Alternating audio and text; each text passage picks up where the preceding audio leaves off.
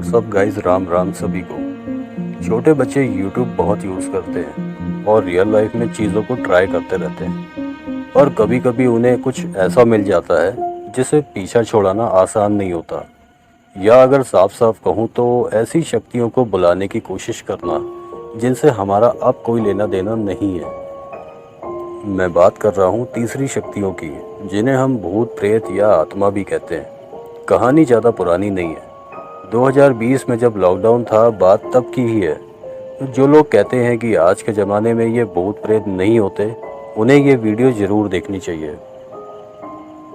ये कहानी दो दोस्तों की है, आर्यन और निहाल।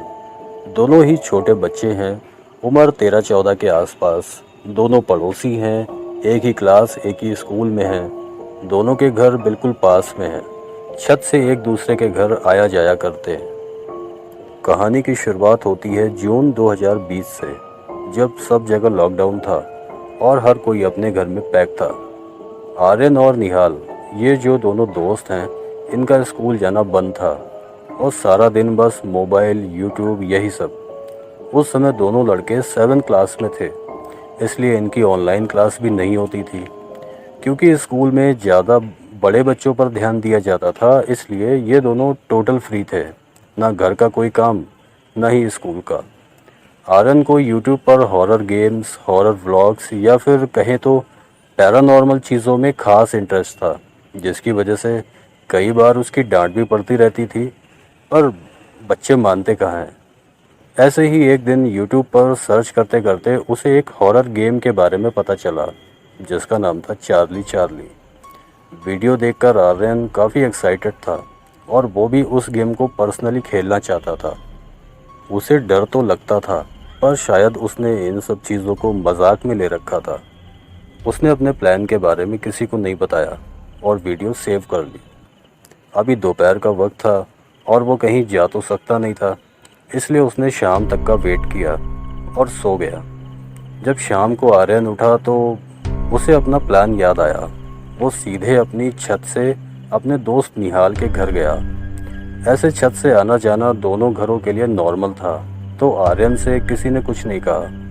निहाल टीवी देख रहा था। आर्यन भी उसके पास आकर बैठा और बोला, निहाल, मुझे एक ऐसे गेम के बारे में पता चला है जिसे हम ऐसी आत्माओं को बुला सकते हैं जो हमारे आसपास हों। निहाल ये सुनकर चौंक गया, पर एक्साइटेड भी था, क्योंकि इन दोनों बच्चों को ही पैरानॉर्मल एक्टिविटी में बहुत इंटरेस्ट था। निहाल ने कहा, फिर ये गेम हम रात में खेलेंगे, पर इसको खेलते कैसे हैं? तो आर्यन ने कहा कि इसको खेलना बहुत ही सिंपल है, बस 2 पेंसिल चाहिए और एक पेपर, जो हमारे पास बहुत सारे हैं। ठीक है, फिर डन, रात में खेलेंगे। निहाल के ऐसा कहने के बाद दोनों लोग टीवी देखने लगते हैं। अब रात के 8 बज गए थे और आर्यन के पापा उसे बुलाने आ गए थे। वो कह रहे थे कि आर्यन, अब खाना वाना खाओ जाके और निहाल को भी खाने दो, पता नहीं कब से यहीं बैठे हो। आर्यन घर जाकर सबसे पहले 2 पेंसिल इकट्ठी करता है और एक पेपर भी लेता है। उसके बाद खाना खाकर लेट नाइट होने का वेट करता है, साथ में सबके सोने का भी। आर्यन निहाल को मैसेज करके बता देता है कि उसने सारा इंतज़ाम कर लिया है और दोनों लोग ठीक 12 बजे छत पर मिलेंगे। लॉकडाउन के वक्त सब लोग देर से ही सोते थे, क्योंकि दिन में कोई ख़ास थकान तो होती नहीं थी। इसलिए आर्यन और निहाल को मिलने में 1 बज गए। लेट हो जाने की वजह से दोनों फटाफट सारा सेटअप करते हैं और खेलने के लिए बैठ जाते हैं। निहाल कहता है, आर्यन, मुझे डर लग रहा है, कुछ होगा तो नहीं ना? इसके जवाब में आर्यन कहता है, उसने सब पता कर लिया है उस गेम के बारे में और पता नहीं कितने लोग उसे ट्राई कर चुके हैं। तू बस बैठा रहे और साथ दे, तू बस मेरे साथ चार्ली चार्ली बोलना। दोनों लोग बहुत देर तक ट्राई करते रहे, पर वैसा कुछ नहीं हुआ जिसका वेट दोनों बच्चे कर रहे थे। अब तक आर्यन के पापा उसे बेड पर ना पाकर ढूंढने लगे और छत पर आने लगे। निहाल और आर्यन को भी उनके आने का पता चल गया था, इसलिए उन्होंने वो पेंसिल और पेपर छत से नीचे फेंक दिया। आर्यन के पापा आर्यन को नीचे लेकर आते हैं और निहाल छत से ही अपने घर चला जाता है। लेटे लेटे आर्यन सोच रहा था कि इस गेम से कुछ भी नहीं हुआ और निराश होकर सो जाता है। अचानक एक तेज़ आवाज़ से उसकी आंख खुल जाती है। वो देखता है कि छत पर कोई पैर पटक कर चल रहा है। वो सोचता है कि शायद पापा हों, पर पापा तो उसके साथ ही सोए थे। वो जल्दी से उठकर देखने जाता है, पर छत पर उसे कोई नहीं मिलता। वो सोचता है कि शायद आवाज़ कहीं और से आ रही होगी और वापस आकर पापा के पास लेट जाता है। फिर सुबह होती है, पर लॉकडाउन की वजह से सबका रूटीन सेम ही होता है। ब्रेकफास्ट करना, टीवी देखना, लंच करना और फिर से टीवी देखना या फिर सो जाना। आर्यन और निहाल आज फुल प्लानिंग से थे। उन्होंने डिसाइड किया था कि जब शाम के 7 बजेंगे, मम्मी लोग डिनर बनाने में बिज़ी होंगी और पापा लोग टीवी देखने में, तब हम छत पर बैठकर अपना काम करेंगे। 7 भी बज जाता है और दोनों चार्ली चार्ली गेम खेलने के लिए तैयार हैं। फिर से सारा सेटअप करते हैं, लेकिन इस बार उनके कुछ करने से पहले ही लाइट चली जाती है और हर जगह काला अंधेरा हो जाता है। जो थोड़ी बहुत लाइट इधर उधर से आ रही थी वो भी ख़त्म। आर्यन और निहाल अब एक दूसरे को देख भी नहीं पा रहे थे। आर्यन निहाल से कहता है, निहाल तू यही है ना? और निहाल की तरफ हाथ बढ़ाता है। आर्यन फील करता है कि जिसको उसने पकड़ा है वो निहाल नहीं है, कोई बड़ा उम्र दराज इंसान है जो निहाल की जगह आकर बैठ चुका है। आर्यन का डर से बुरा हाल हो जाता है और वो वहाँ से उठकर भागने लगता है। उसके उठते ही लाइट आ जाती है, पर वो देखता है कि पूरी छत पर वो अकेला है। वहाँ निहाल का नामो निशान नहीं होता है। अब तो डर के साथ साथ टेंशन भी है।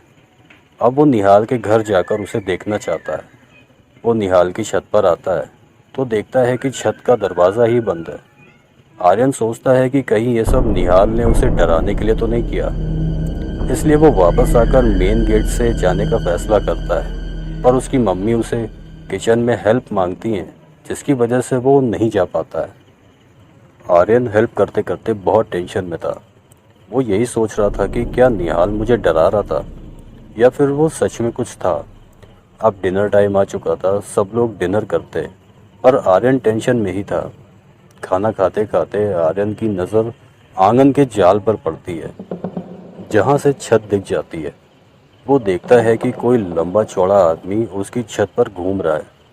आर्यन के हाथ से खाना छूट जाता है और वो घबराकर अपने रूम में चला जाता है। पीछे से मम्मी पापा आकर पूछते भी हैं, पर वो कुछ सच नहीं बताता।